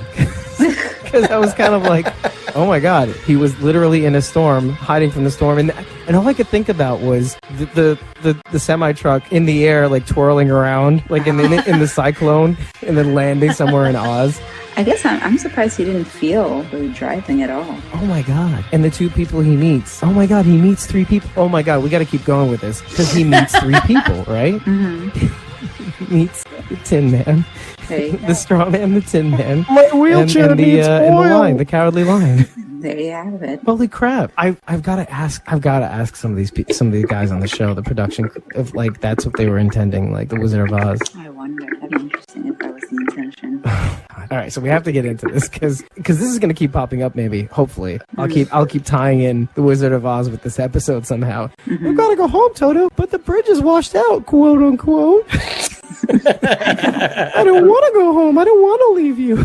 I said the bridge is out. The thing that I took away from this was, okay, the Tin Man is obviously Daryl Chill Mitchell, Wendell. The Scarecrow is obviously Mo Collins, just flopping around. and the Cowardly Lion. The Cowardly Lion, Jim. Oh. You see it now? Yeah. Oh, God. I mean, who knows if it's intentional or if we're just seeing it, you know? It's too hard not to see. Like, once you can't unsee it now. Like, it's maybe it's, in their subconscious. They don't even realize they're doing it. Yeah. We're off to see the wonderful Wizard of Alexandria. Because he literally saw all these people giving up on him, right? Being defeated. So all Dorothy's family, like, not responding to her, not taking her seriously about the headmistress or the teacher that took her dog and everything. Wait, Welani, what are you saying by the balloon would make... Oh, the balloon would make sense. That's right. The balloon in season 5, though. But she's continuing the thought of the Wizard of Oz with the balloon, the hot air balloon that takes Dorothy. It's supposed to take Dorothy away. Always got me. Beer balloon. Always got me. Yeah, exactly. The beer bottle balloon. The image that I had in my brain of what it must have meant to be Althea is take Carol from The Walking Dead. Now just imagine that, in your mind, just imagine that all the colonies are wiped out. Hilltop, Saviors, the Sanctuary, Alexandria Safestone, the Kingdom. Imagine all of them are gone, and Carol's the only one left. Because in my mind, I think the person that would survive out of all of them it would be Carol. It just hands down, in my opinion, right? Agreed. Imagine how she would feel, what she would carry, how she would move on. What would she be like? What would be her totems? Would she hold on to the memory of the people that she cared about? Rick, all those people. You know what I mean? Mm-hmm. And imagine she'd created some sort of totems, some sort of keepsakes and stuff like that. And she moved on, and then she kind of meets another group, and then gets into the same kind of pickle. Where she kind of, she's kind of on the outside, and you've seen and felt moments where Carol was just kind of on the outside, didn't really want to feel like. I mean, we saw that in the Kingdom, where she stayed outside the group. She didn't kind of want to belong, And so imagine if she lost those totems. Yeah. I mean, how she would feel, how hard she would fight to kind of keep those people alive in her heart via those totems. Her risking her and maybe somebody else's life on the line just to get them back. A season 10 prediction. How much she'd risk other people's lives or something. This is my way of trying to figure out, at that point in season 4, and we never really found out what her shtick was. And so I was still, it's kind of like when Rick was kind of getting away from us in season 8, and we're like, okay, I get it, but I think you're going a little too far. With Althea, I was thinking the same thing. I'm like, you're fighting really hard to not be part of this group. And why? And why are you fighting so hard for these tapes or whatever it is, right? Is it worth losing your life or losing June's life or whatever, right? And so I was trying to figure out a way to compare it. I'm like, okay, what if this was Carol and she'd been through this thing with all these people and kept all these things, and this is their dying imagery or the last vestiges of the legacy of these people and how they struggled. And so I was trying to put myself in her shoes. What do you guys think of that? Kind of not just about her, because all the footage she has, it's not about her. It's about, like you said, it's about all those people people that she interviewed, their stories, it's basically an archive of the lives of everyone she's ever encountered on this apocalypse. Right. And most of these people are probably dead, and that's the only thing that there's left. By the way, I think she's like a guardian, of these memories, right? Yeah, she's a guardian of these memories, of their stories. A testament. And if no one else is alive, no one who knew these people, she's the only one, and she has to protect it at all costs. I can understand that. What you're saying, Lisa, reminds me of that scene in you're gonna laugh at me, that scene in John Wick. I think it's the third one. Sorry if I spoil this for anyone, but what is it called? The Parabellum? Yeah. Parabellum. I think it's the third one. He goes to someone asking for help, and the guy basically asks him, "Why do you want to live?" And his answer was to remember his wife. He wants to stay alive so that he can keep the memory of his wife. And what you just said about Althea makes me, think the same thing. She feels this responsibility to stay alive for these people. She's responsible for their existence almost on these tapes. Exactly. That reminds me of something on the X-Files, which is it's a Navajo saying, we're only alive as long as the people who remember us. Yes. They said that in Westworld too.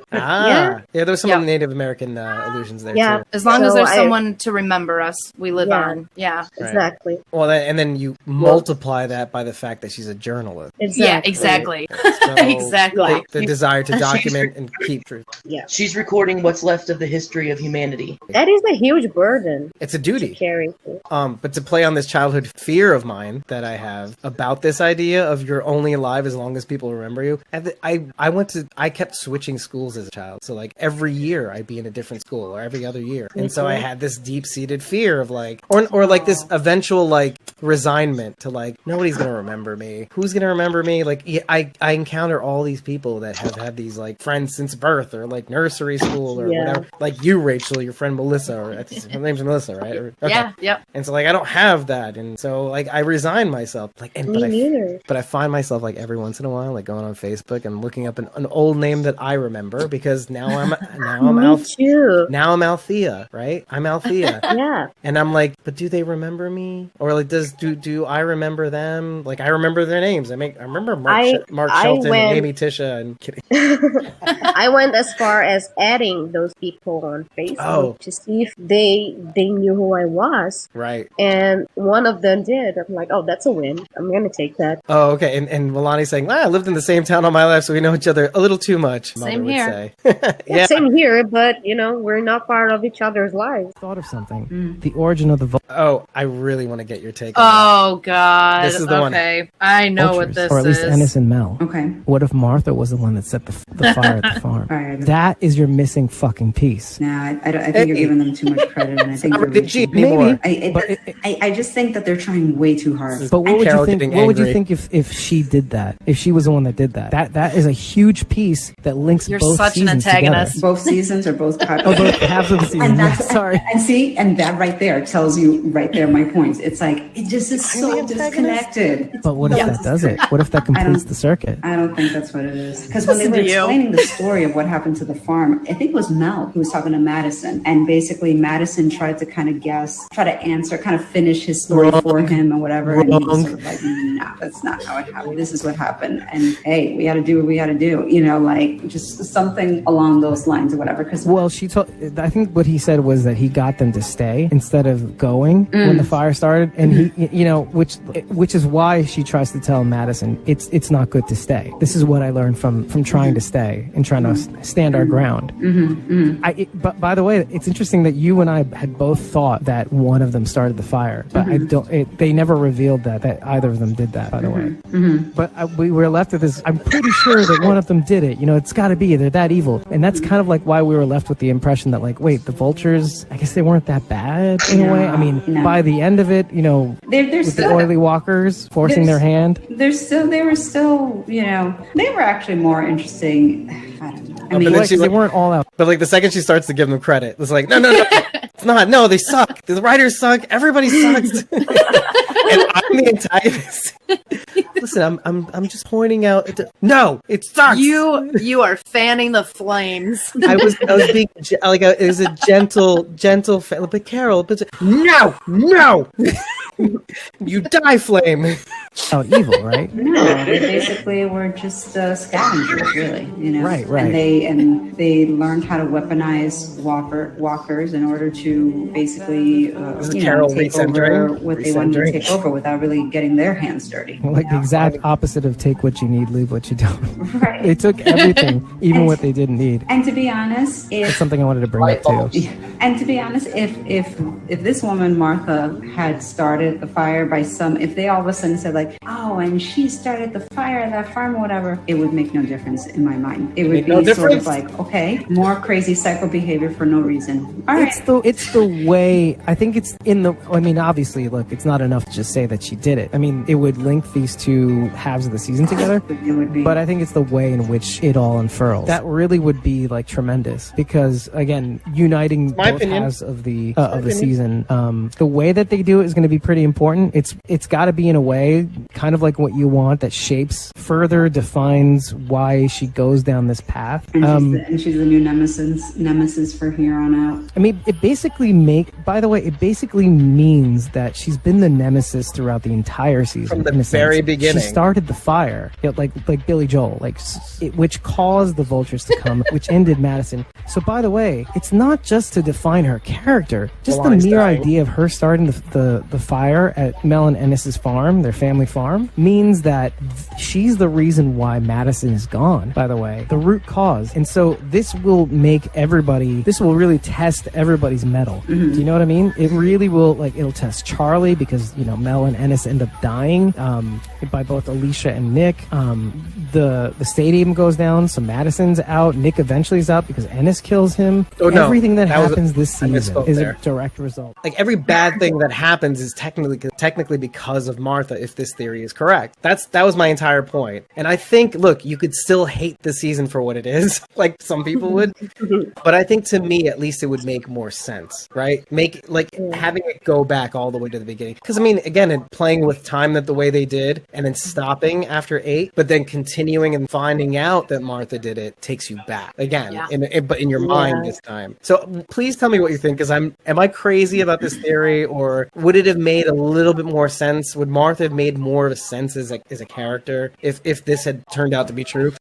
I gotta say I like the theory because I found Martha's character pointless. So having this link to the other villains or non-villains, whatever they were. Sure. What this group that we can't really figure out. Yeah, if we kind of found out she was part of that origin story, I guess I would like that. I think I would like that, and I'd be like, whoa, yeah. That was what I was thinking, like that mind blown thing. Definitely. Yeah, I agree with Rachel. Also, I love the Billy Joel reference. We didn't start the fight. But technically they didn't. Right. So it was always burning since the war's been turning. Exactly. So what started the fire, right? Like this was, exactly.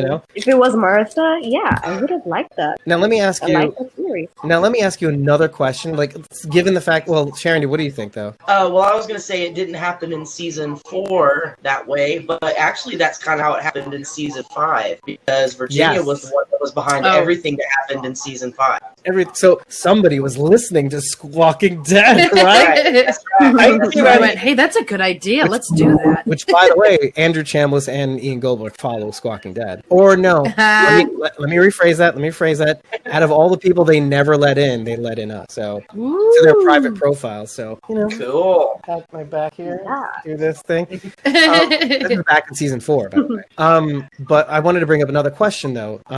Do you think that idea though would it have made a difference to the people who really vociferously hate this season? I think so. Do you think it would have redeemed some ground? Or it depends on what reasons they had for hating it. Right. Yeah, exactly. I hear you. Because some people some people are just tribal. I'll put that out there. But I think if that was the case, maybe for some people Maybe for some people, okay. But generally, definitely not Carol though. No, because they basically rebooted the show. I don't think that would make a whole lot. Right, exactly. I'll leave it there. I appreciate you agreeing with me because that's cool. Because I like being agreed with sometimes.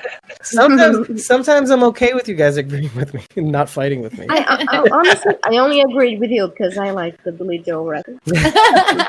I'm kidding. I'm kidding, but not kidding.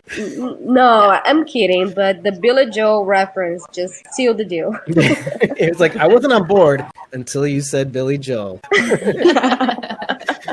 All right, this is the point at which Carol just like couldn't handle anymore. She just couldn't. He couldn't even do this. She's like, "Fuck this shit! I can't even watch this shit." And I'm like, "What am I gonna do all alone?" This is if you listen, I'm so glad, like, because I was about to like leave the live stream as it was, and then I said, you know what, let me edit this thing up because I sound like a lunatic. And so, but I still sound like a lunatic, but I move past everything a lot quicker. I have nobody to bounce these ideas off of. But this is the result, so here you go. The interesting thing about Morgan is that he's already got some of these attachments, and every time you really start to see like what it means to have a deeper connection to know people. You know, when you have a connection to people, you get to start to know who they really are rather than what they are on the surface. And I think a lot of this season reflects that. I mean, the ability for Alicia to look past what Charlie's done and get to know who she is. Madison's unbelievable talent for tolerating even the most, underhanded kinds of attacks, like Naomi, June as Naomi, basically almost ending her, and I mean, being overall hostile even in the face of, trying to give her the most leeway and being hospitable and trying to get her to join. There's tons of examples in this season where things could have gone sideways, but people moving beyond their perceptions, it not only reverses the situation, produces almost unbelievable possibilities. And you do see that from episodes past, where how did we get to a point where Alicia wanting to take Charlie to the beach gets Strand and Dory saved and all this stuff, and then Luciana saved because Morgan decided to write down the his radio channel on the boxes that he decided to start distributing with Wendell and Sarah. And this was as a result of Alicia leaving him in the midst of a hurricane. So everything that happens because people start to move beyond their expectations of other people. The surface expectations. Martha could not look past. And so when you see Morgan start to rally every time he hears from the group, or every time he almost thinks that they're already dead, and then somebody kind of chimes in, you see him rally again. You see him kind of just gather his strength. There's like more of a reason to live. And that's important too. And like, it's kind of like no one's gone till they're gone. And you know what? Morgan is thinking to himself at one point, the radio kind of conks out. Morgan doesn't know what's going on. And so that kind of brings me back to the Henry situation, the John and Morgan conversation from earlier, where John is basically saying to him, I don't know, after 48 hours, if I don't hear from you, I'm coming after you. I don't know what state I'm going to find you in, but no matter what, I'm going to find out. And so that's Morgan by the end of this episode. And you start to understand that when you get to that point where Morgan is not even questioning, he doesn't even skip a beat, when he doesn't hesitate, and all he can think of is, I need to know what happened to this group no matter what. It's on me. If I can save them, that's great. I mean, before you might have been thinking as he was going on and stumbling and barely not able to get up, you were thinking he just needs to know that he can still save them. And even before with Martha, you're thinking that as well. Like, he just needs to know that he can save them. There's a sliver of hope. I can still save them. I won't lose myself. But when that radio goes out, all bets are off. He could have just as easily just given up. It could have gone either way. There are so many times in my life, particularly, and maybe even the lives of others, where I've seen people when, let's say your cell phone dies. You almost lose the hope of reaching, if you really need to reach your loved one, you're almost like, well, I guess I'm not communicating with that loved one. Well, borrow a friend's phone. Log into your contacts, your iCloud, and then if you don't know your loved one's number by heart, because that's a thing in 2018, look it up on someone else's phone, call them from their phone, ask a stranger. There are things that we do when even the smallest obstacle is removed that gets us to give up. But Morgan is finally kind of moving beyond that, and you saw him fold when things got too hot, when he was faced with the possibility of not seeing Henry alive again. And when you see him start to, not run, but kind of like a hop skip, kind of a jump, jump when he was trying to knock out that last walker on the bridge in that one scene. You start to understand that he's moved well beyond that. He is not in that. He's not going back. And just like John Dory said to him on the walkie, like saying, "I don't blame you, but here's the deal: you didn't kill her. You're not going to change. You're still who you are when you are. Even long after we're gone, you're going to be who you are, and you're going to help somebody else out." And yes, the radio ends right there. But those words, leaving on that note, even though it was a bitch of a note to kind of leave off on, that is enough for him to kind of go, "I need to know what happens to at least my friend here." So he resolves himself to do that. Now, and so it kind of brings me back to the original point, and that's that Martha ends up unsticking Morgan unintentionally. She does like the best. I know it's a shitty thing, but she kind of does the best thing for him. She kind of forces him into a situation where he has to get over this. He needs to unstick himself. I hadn't really thought about Martha playing a role in how Morgan ended up, but that makes a lot of sense. Even if she didn't mean to do it, I feel like looking back now, maybe my details are fuzzy, but it's almost like Morgan saw Martha as what he could have become, and he's like, okay, I could very easily turn into that. I need to do something so that I don't. Right, anti-Morgan. So she motivated him to stay Morgan. Basically. In fact, you realize, and I don't know if I say it flat out, but if you really actually start to think about Martha as much as you don't want to, you realize Martha was wrong the entire time. Not just in the head, but like wrong in that she never looked past the surface. This is what people are. I'm not going to get to know them, so I'm never going to know what they could be or who they could be. And yet you see each person moving beyond their expectations. Alicia moving past her impressions of Charlie and what she did, and finding out after doing that, the impossible is possible. I almost said it in that clip, and it was never said on the episode until season 5. Did you notice that? The impossible is possible, that quote. But anyway, don't remember. So it's kind of like shooting my own horn. Morgan using Martha to move past himself. Yes. Yeah. Also. Yeah. Even though he's leaving her, he's still into making go back into clear mode. Right. Kind of like what Logan did when Logan couldn't save that girl. It totally changed him into somebody. Right. But Morgan didn't take out his. He was like, okay, we're gonna do it for everybody now. Right. There's a little bit of Althea in that too when you think about it, right? Because after all our talking about Althea and our own personal experiences in that regard, like you think about Althea also, like Althea, like she's watched all these people not die, but she's moved away from these people for one reason or another, and she's the one that carries their stories, not knowing if they're dead or alive, but probably not alive. And so she's like the essence of this. Like, I got to see this through. It's my job to actually see whether they made it or not. And so maybe some of that rubbed off on him in a way too, right? Yeah, definitely. I'm going to say that this is a failing, though. I like that we have a show like this where we can break this down to like really show why Martha was relevant, is because Martha never looked past the surface. She thought all people were shitty, and then the only way to make them worthy of being alive is freeing them from people and, being strong, and then not looking past the expectation. Everybody's horrible, The show did not adequately express that this was her bent, or didn't find a way for Morgan to make that connection, let's say. Morgan could have translated Martha in a way that would have made sense for the average user. And you know what? We have to account for that, or at least we do as a show. Because one of the things that we say on the show sometimes is that if the audience doesn't get it, it's valid. It's valid.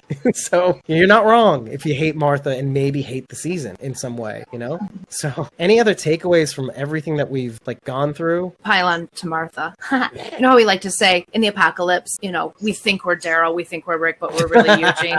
Yeah. I think for some of us, we could have been Martha. I think in a weird way, and this is why I was laughing, I think most of us would probably be Martha. Right. We would absolutely lose our minds and go completely batshit crazy. That would be the normal thing for people to do. I think I would go insane. I'm going to say something very controversial right now, which might get to the point where it might get edited out. Oh boy. But I'm going to try to frame this in the right way. But I'm not against people who are about social justice. I'm about social justice too. But when some people go after it, there's this almost sense of entitlement in some ways. Like along with the good stuff that comes along with just social justice, there's extra stuff. Like sometimes people want a little bit more of not everybody agrees about how Medicaid for all can come about. If how do you pay for that? How do you pay for free college and stuff? So some of this stuff is tacked on to the idea of social justice, because it's not really social justice if you think about it, unless you tack on other ideas, etc., etc. But my point is, you know what I'm talking about. In your mind, you see the person in your head, right? Of that kind of person, but the extreme margins case of a person that looks wacky, right? Martha. Yeah. That's what these people turn into. Like, Yeah, because yeah. they see the world in a way that everybody is not to generalize, obviously, but the particular margins kind of person I'm talking about, they see people, maybe most people, as being horrible. And then when they get an experience like Martha got, they turn into the person that says, oh, I got to be strong now. Like, I can't rely on anybody. So, I mean, that's when I think about Martha and not looking past the surface and seeing everybody's this kind of person, I think of like, okay, that maybe most people would be a Martha, or people like this at least. Yeah. Yep. Everybody we could all be Marthas. Everybody, I know. In the listening to podcasts, everybody's like, "How could she just do that?" And people like that. I'm like, you watch someone you love die in front of you, and you can't do anything to help them. It would turn you. It would make you lose your mind. I mean, there's nothing. Yeah. I didn't see anything wrong with the way her character was portrayed. She just hashtag Martha crazy. Martha didn't do anything wrong. Martha didn't start the fire. Martha and Charlie. Martha and Charlie. Look at you in defense of Martha.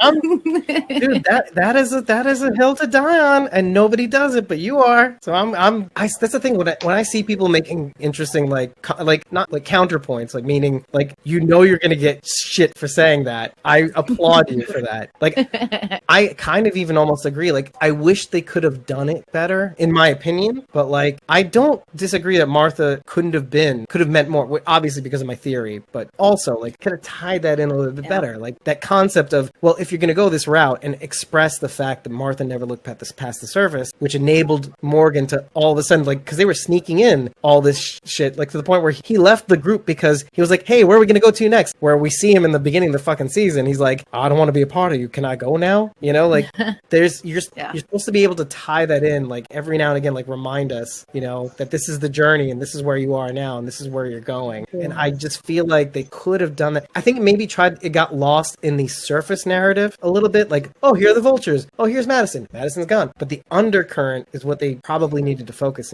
on more. You know what I mean? This undercurrent of where Morgan's going, or, where all these characters are going. No. I didn't think Martha was going to be like, I didn't think she was going to be the big bad for that portion of her time. I thought she would be this, character that would pop up every now and then, and turn out to be something totally different. I kept waiting for a big bad guy. And then we get to the end and I'm like, who was the bad guy here? Right. Was she supposed to be the bad guy? Right. Okay. Yeah. Well, here's the one thing that I thought they did well, because, I mean, maybe this just occurred to me, but from the very beginning, or maybe the beginning, the first episode, I noticed right away that the antagonist wasn't people. It was Texas. You said multiple times the environment. Yeah. They were fighting the environment. Yeah. And like, whereas like the differences between like, okay, The Walking Dead, the adversary eventually zeroed in the walkers. Like, okay, the idea of walkers, that's your enemy. But like, I like the idea of this desolate, nothing is out there. There's no supplies. People are getting desperate. Leland and the Pilfers exemplified this. Like, these are people who could probably otherwise be reasoned with, maybe cooperate, but it's that kind of world where scarcity makes people do horrible things, even when they know they're outmatched, like stupid things. Mm-hmm. So you get that right away if you're paying attention. And so if you keep that in the back of your mind, you're like, oh, okay, these people are the way they are because the environment makes them this way, But you're right, though. I mean, like, listen, if the audience like you doesn't keep that in their mind, or the show doesn't make it that they keep it in their mind, that's what's going to happen. Yep. Yeah. Well, Annie's saying the actual big bad wasn't so bad. So that was the big bad. Hold on a minute. Yeah, that was my reaction to Martha. And what's my favorite state? That was the big bad. See, the big bad was antifreeze. And the hero is beer. Always. That was just perfect. Hashtag the hero is always beer. Sarah approves. Is hops and a beero instead of a beero.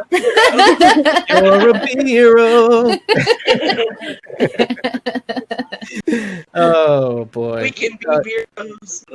Jimbo's beer boat. There you go. That's where they got the name. Jimbo's beeros. Beer boat man. Everybody. All right, so let's stop it here. Thank you guys for joining. Thank you, Alani. You had some really good questions. I love your comments. Thank you, everybody who popped on. Thank you, Sharondy. Thank you, Nisa. Thank you, CosmoMom09, Rachel Burt. And thank me. No, don't have to thank me. Thanks, Dave. I put you guys through this horrible. And thank you for being tech wise and knowing how to do all this, because I sure as hell didn't. I don't even have a camera on. Well, if you did, we'd have a hard time, going through this episode. Thank you so much for being with us. Our next episode is going to be on The Walking Dead Season 9. You are not going to want to miss it. Season 9 is when I joined Squawking Dead. That's right. I wish we announced that somehow or somewhere. And I think it's episode 46, I want to say. 40-something. It's 40-something. Like 45 through 46 is one of those. Somewhere in there. Something like that. Whoever buys us coffees, what's a coffee? It's a way to support the podcast, blah, blah, blah.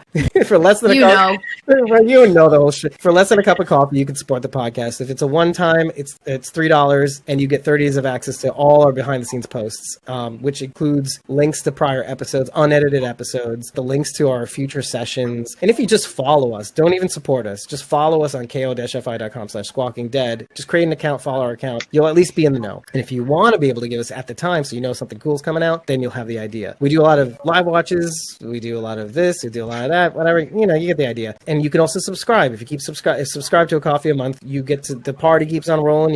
You can get all those exclusives, not miss a thing. Go back in time, get some of that shit. Eventually the unedited recordings are going to show up in ko-fi.com/walkingdead. So check that out. If you're interested, you can get the whole thing. And there's a lot of gas technicality issues. Hopefully the whole recording's there. I don't know.